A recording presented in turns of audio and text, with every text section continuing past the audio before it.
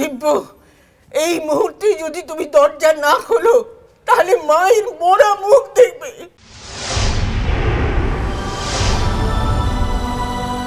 দাদা, ও দাদা দরজাটা খোলো না, ও দাদা দরজাটা খোলো না, দাদা, ও দাদা। দিব্য, দিব্য দরজা খোল, দিব্য, দিব্য দরজা খোল। দিব্য, কথা শোন বাবা, এই তো আমি তো আছি, আমি তোর মা। দিব্য, কথা শোন, দরজা খোল বাবা, দরজা খোল। খোলো না দরজা দাদা। ও মা, দাদা তো কোনো কথাই শুনছে না, কোনো কথার উত্তরও দিচ্ছে না। এখন কি হবে মা, কি হবে মা, কি হবে? মা, মা তুমি কিছু একটা বলো মা, আমাদের এখন কি করা উচিত তুমি বলো। মার দেরি করে ঠিক হবে না মা, তুমি কিছু একটা বলো, কিছু তো একটা বলো মা। আমি বুঝতে পারছি না কায়াল, আমার নিজেকে বড় অসহায় লাগছে। রাধা মাধব, তুমি আমাকে এই বয়সে এমন আঘাত দিও না। দাদা, ও দাদা দরজা খোলো না।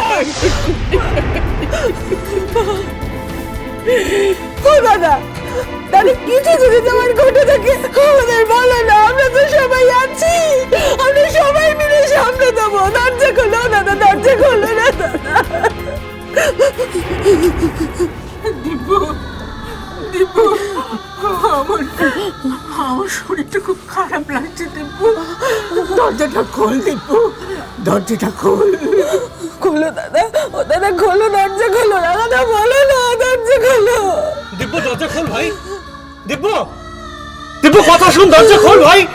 দাদা, দাদা খোলো না দাদা, দরজা খোল। দিব্য, দরজা খোল ভাই, দরজা খোল।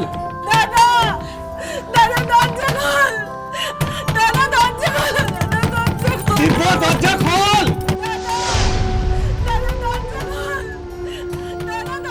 ভেবেছিলাম মায়ের কাছে সব কথা বলে পৃথিবী থেকে বিদায় নেব, এই গ্লানির জীবন আর রাখবো না। কিন্তু কেন বারবার দুটো মুখ আমার মনের মধ্যে ভেসে উঠছে, ঈশ্বর, আমার মনের মুখ আর আমার বাহার মুখ। আমি এক অসহায় বাবা, আমার ভেতরের অন্য সব সত্তাকে আড়াল করে বারবার এই পিতৃরূপে মাথা উঁচু করে দাঁড়াবো কি করে? কি করব আমি এখন, কি করব? আমি তোর মা। দিব্য, কথা শোন, দরজা খোল বাবা, দরজা খোল। খোলো না দরজা দাদা। দিব্য, দরজা খোল ভাই, দরজা খোল। দাদা, দাদা দরজা খোল, দাদা দরজা খোল, দাদা দরজা খোল। দিব্য দরজা খোল, দিব্য, দরজা খোল ভাই, দরজা খোল। দাদা, দাদা দরজা খোল, দাদা দরজা খোল, দাদা দরজা খোল। দিব্য দরজা খোল, দিব্য, দরজা খোল ভাই, দরজা খোল।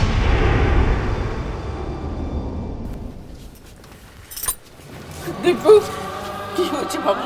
কিচ্ছু হয়নি, কিচ্ছু হয়নি তোর। আমি বলছি, আমি তোর মা। দাদা, দিব্য, দিব্য তুই কষ্ট পেলে যে আমরা সবাই কষ্ট পাই ভাই, এটা কেন বুঝিস না তুই? মা গো, বল, বল, আমাকে বল। মা, এবার আমার সঙ্গে তুমি আর জয়া চলো না মা।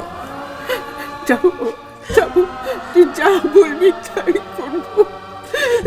তুই একটু ভালো থাক, তুই একটু শান্তিতে থাক। দিব্য, তুই কষ্ট পাস না, তুই কষ্ট পেলে আমরা যে কেউ সহ্য করতে পারি না বাবা।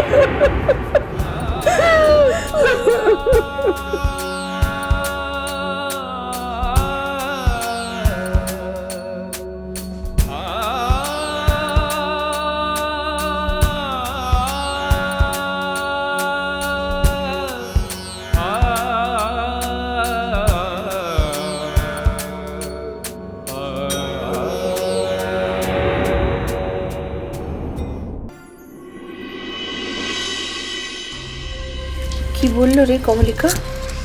মায়ের সঙ্গে বাবার সরাসরি কথা হয়নি এখনো?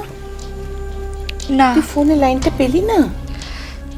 না জেঠিমণি, পেলাম না, এখনো ফোনটা সুইচ অফ বলছে। আমি তো এটার কোনো মানে খুঁজে পাচ্ছি না। সত্যি তো, ফোনটাও বন্ধ করে রেখেছেন কেন? সবাই কত চিন্তা করছে। সেই তো। আচ্ছা, উনি যে কলকাতার জন্য রওনা দিয়েছেন সেই খবরটা কি তুমি পেয়েছো কমলিকা? হ্যাঁ, মা তো আমাকে বললো যে ঠাম্মা ফোন করে বলেছে ঠাম্মার পিসিমণি বাপিকে নিয়ে আসছে। কিন্তু একটা কথা আমি কিছুতেই বুঝতে পারছি না, আঙ্কেল কেন নিজে কারোর সাথে কমিউনিকেট করছে না? সেটাই তো আমারও প্রশ্ন। আমার বাপি কিন্তু সেরকম মানুষ নয় জানো। আমার তো মনে হয় নিশ্চয়ই বাপির খুব শরীর খারাপ হয়েছে, এতটাই শরীর খারাপ হয়েছে যে কারোর সাথে কমিউনিকেট করতে পারছে না, কারোর সাথে কথা বলতে পারছে না। কি বলছো কমলিকা? এমন অলক্ষণে কথা কেউ বলে? কেন তাহলে বাপি কারোর সঙ্গে যোগাযোগ করছে না বলো তো? মা আমাকে বললো যে ঠাম্মা বলেছে 5 মিনিট পর ফোন দেবে, কিন্তু তারপর থেকে মা অনেকবার ফোন করেছে, ফোন ধরছে না, ফোনটা বেজে বেজে বন্ধ হয়ে যাচ্ছে।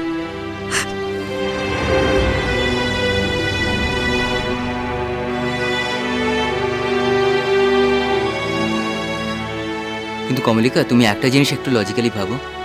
তোমার বাবা কাজলডাঙ্গা যাওয়ার আগে তো কাউকে কিছু বলে যাননি, তাহলে ওনার যদি কিছু হয়ে থাকে সেটা নিশ্চয়ই যাওয়ার আগে হয়েছে। কিছু একটা হয়েছে মানে? কিছু একটা হয়েছে মানে তো শরীরটা খারাপ হয়নি।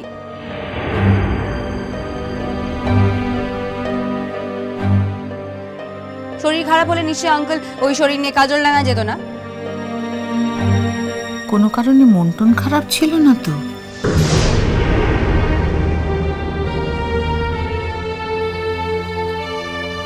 আমার কি মনে হচ্ছে জানো কমলিকা, তোমার বাবা হয়তো হঠাৎ করেই কোথাও গেছেন জানো, কোনো রকম প্ল্যান ছাড়া। ভেবেছিলেন ফিরে আসবেন, কিন্তু আসতে পারেননি। সব বুঝতে পারছি আমি ছোট কাকিমণি, সমস্তটা আমি বুঝতে পারছি, কিন্তু বাপি তো একটা বাচ্চা ছেলে নয় বলো তো, যে ইচ্ছে করে এরকম একটা কাজ করে প্রত্যেকটা মানুষকে টেনশনে ফেলবে। যাকে যাক, তুই আর তো রামছান করিস না বাপু। শোন না, তুই চট করে তৈরি হয়ে নে, যা বাবার সঙ্গে দেখা করে কথা বলে আয়। পারলে 2-1 দিন থেকে আয় না মা। বাহা দিদিমণি, শোনো শোনো, আচ্ছা আমার বাবা যখন তোমাকে দেখতে গেছিল তখন বাবা কিরম ছিল? হাসি খুশি ছিল না? হে, হাসি খুশি ছিল তো, আমার সঙ্গে কত গল্পটা করলো। কি গল্প করলো তোমার সাথে? বলছিল যে তুই তো আমাকে ডাকাত তো ভেবে তারাই দিয়েছিলি, কিন্তু আমি একটা খুব ভালো লোকটা আনছি বটে।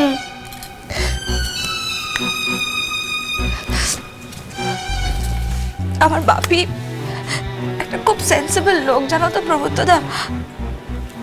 এত কাজের মধ্যে, এত ব্যস্ততার মধ্যেও কিন্তু ঠিক সময় করে বাহাকে দেখে এসেছে হাসপাতালে। সেই তো, আমি আর তো জেঠুমণি ঠিক এই কথাটাই বলছি। খুবই ভদ্রলোক, তা নয় তো বলতো। অত ব্যস্ত মানুষ, হাজার কাজের মধ্যেও ঠিক মনে রেখেছেন যে বাহার শরীরটা খারাপ হয়েছে। শুধু কি মনে রাখা, উনি ইচ্ছে করলে তো একটা ফোন করলেই পারতেন, তা না, নিজে চলে গেছেন। সেই জন্যই তো খুব অস্থির লাগছে আমার বাপি কারোর কথা না ভাবো, কিন্তু আমার কথা ভেবে অন্তত এরকম একটা কাজ কখনো করবে না। জানে, খুব ভালো করে জানে বাপি যে আমি কি ভীষণ টেনশন করব।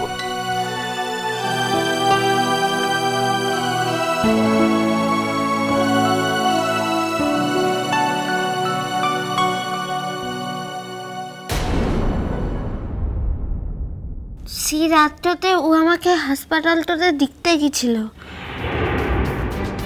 কি বললে? দিব্য তোমাকে হসপিটালে দেখতে গিয়েছিল? কখন? রাতের বেলায়। রাতের বেলা? তারপর? অনেক গল্পটা করলো, চকলেটটা খাওয়াই নিলো, তারপর মাথাটাতে হাতটা বুলাইন দিয়ে ঘুমটা পাড়াইন দিল। মিষ্টি কুটু মিষ্টি কুটু মিষ্টি কুটু।